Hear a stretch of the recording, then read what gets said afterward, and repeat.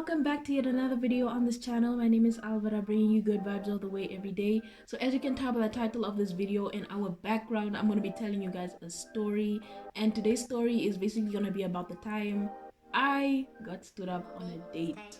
How? You will find out in the next couple of minutes. But of course, before we get into it, you already know the drill. First, like, comment, subscribe, and click the notification bell so you know when I'm uploading. Give me a follow on my Instagram, that is at alvara.music. It's linked down below. And if you'd like to get a hold of my latest single titled Paul, the link is also down below in the description. Alright, so for identity purposes for this guy, I'm going to call him Trevor. Yeah, Trevor. So if you're watching this, Trevor, no hard feelings, ne?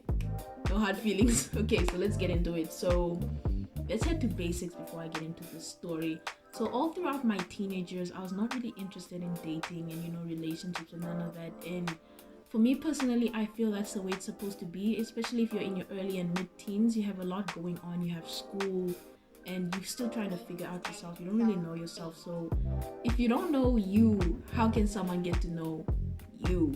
You get the gist of what I'm saying? Yeah, right.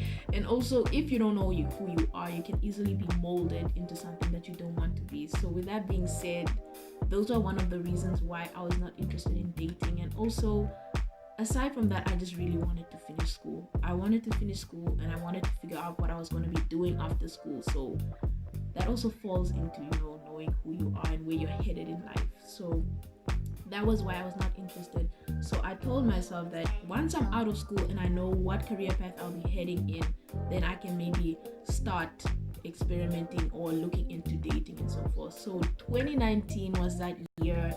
I completed high school a year before I was supposed to. That's a whole different story about for another day. So I finished high school and my career started. I launched my first album last year on the 29th of May. So I felt like I was on the right track, and I am on the right track. My goodness, okay.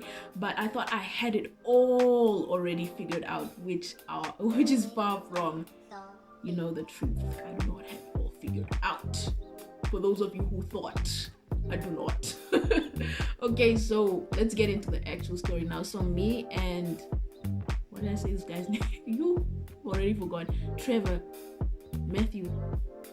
Okay, let's just go with Trevor. So me and Trevor met off of a social media group chat in basically mid-February, and our entire thing ended like around late March. So a mere 1 month. So nice, so short and sweet.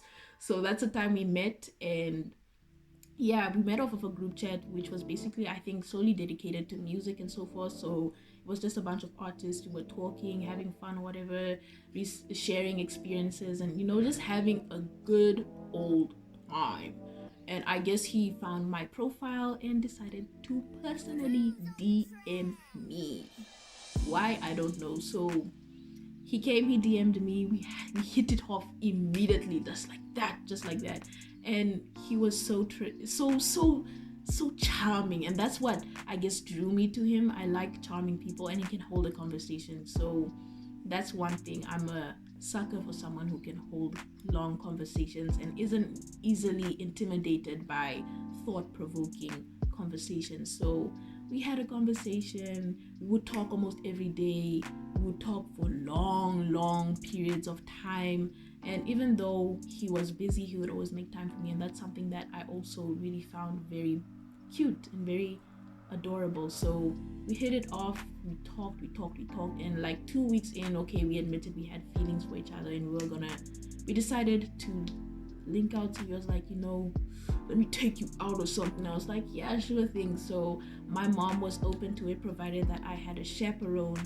But my chaperone was unavailable on the day of the date. So we decided, okay, my mom was open to him coming over and us watching a movie, so she could be there to personally supervise us. Also, not disclaimer, but like just something to tell my younger viewers. If you are going to be dating, have a chaperone with you, just in case. You never know what can happen out there. And I want you, my queen, or my young king, to be safe.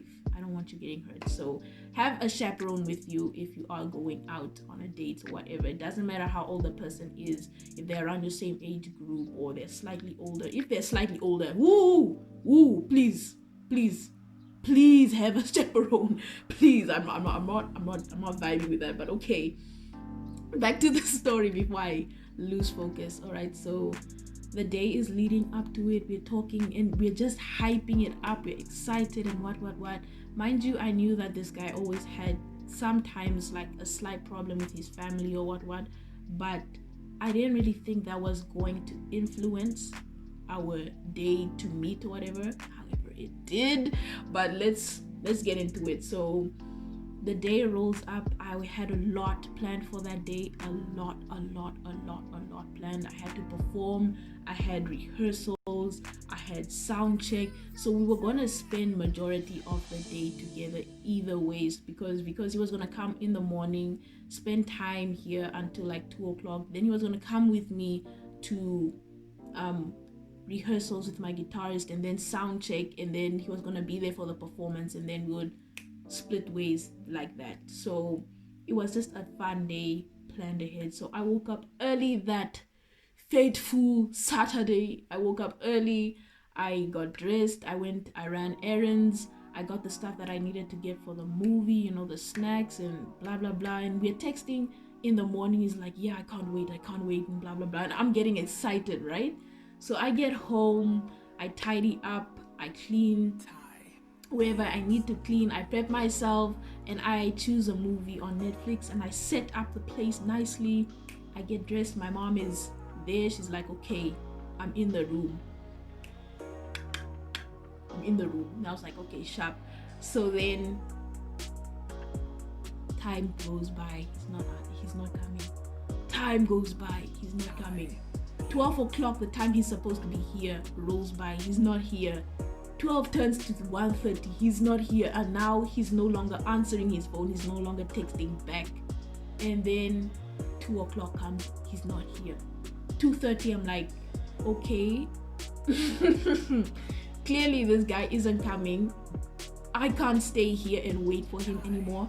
My guitarist, I need to head over to my guitarist's house so we can rehearse and head over to the venue for sound check. I cannot be doing this anymore. So by 3:00, the time I'm about to head out, my guitarist calls me and he cancels on me. He's like, I can't make it.